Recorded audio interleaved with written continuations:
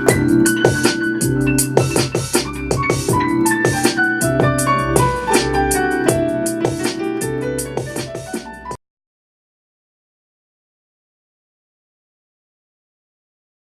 use a variety of different type of equipment. Predominantly, I make my tracks just on the keyboard, whether it's sampling or me starting a track playing the keys. So it's a combination of little synthesizers, some effects pads, my laptop, and I like using my full keyboard for predominantly everything. I'm a little more natural in the keys.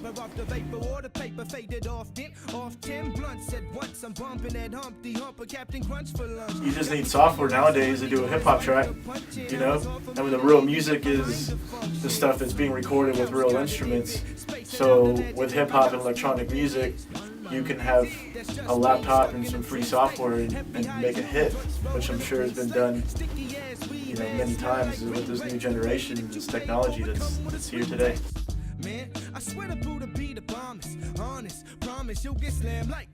On my last project, I use what I always use, and that's a combination of Logic, some hardware synths.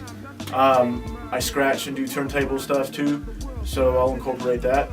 But predominantly, it's a lot within the computer that I do, manipulating different types of software.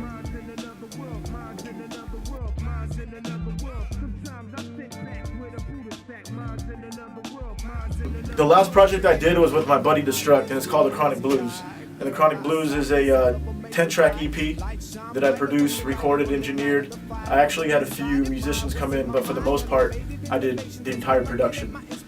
We put it out April 20th, so it was on 4/20, hence The Chronic Blues. It was something that, it was actually my first project, my first legitimate project that we really went to work with, and it was pretty dope. So you guys can check that out. Just look up Chronic Blues on YouTube, Destruct and Hi Fly. And we're working on Volume 2, so I'll throw that in there right now. 2014, we're going to have another album out that's going to be a little similar, but yet kind of have its own something new. So as a producer, I'm always trying to evolve and deliver different stuff, and I think Destruct is definitely the right guy to do that.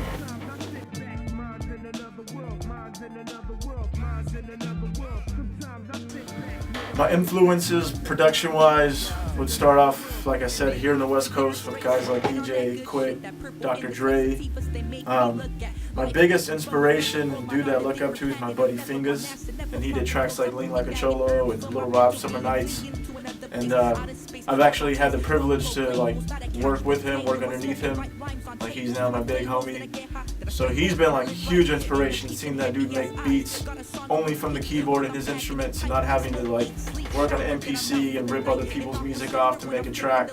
I really like the West Coast stuff because it's a lot of the OG funk music, and funk is just so loose and so off time that's really what I like. I don't like music that's continuously perfect, but every drum is on beat.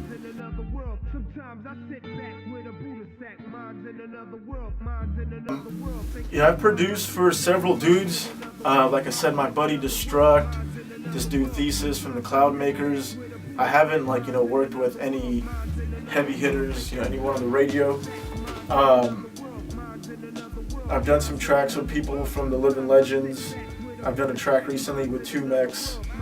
Working on some tracks with some girl Classy, who's an upcoming artist. She's about 16 and super dope on the mic. I've worked with my buddy Noworth. Off the top of my head, there's so many because I now own a studio. Actually, one dude, my buddy Marky D, and him and I are currently working on radio tracks, a little more ratchet. And he's someone who's had some success and who's doing his thing. So I'm hoping him and I really come together with some dope tracks and start delivering some tracks that can make us some money.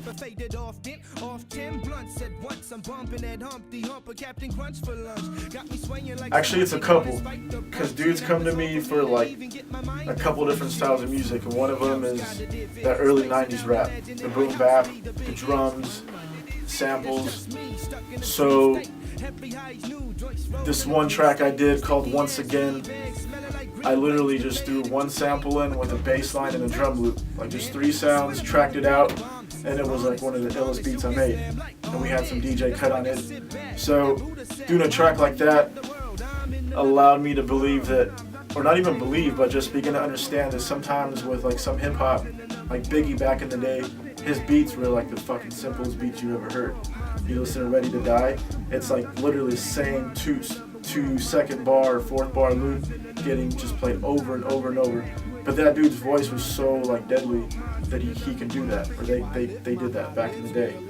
And so when you learn like as a beat maker that the beat doesn't have to always change and have all this shit in there, it can be simple and let the MC bring out the music. That's something that I learned, is that half of it's my job and half of it's theirs.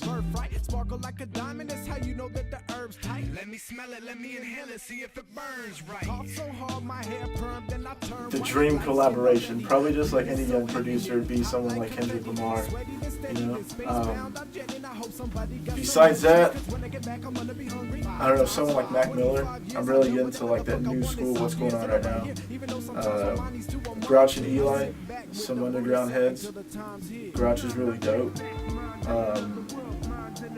Besides that, Eminem, that'd be like a dream, you know, if we're talking about like when you're asleep and it doesn't really happen. You know, I like to do that. Him, and maybe be like in a session with Dr. Dre just to see like what he does. You know, what is it? How is he mixing his shit? Like, can I pick his brain real quick? Like, why are you EQing your snare like that? Or why are you doing this to your kick drum?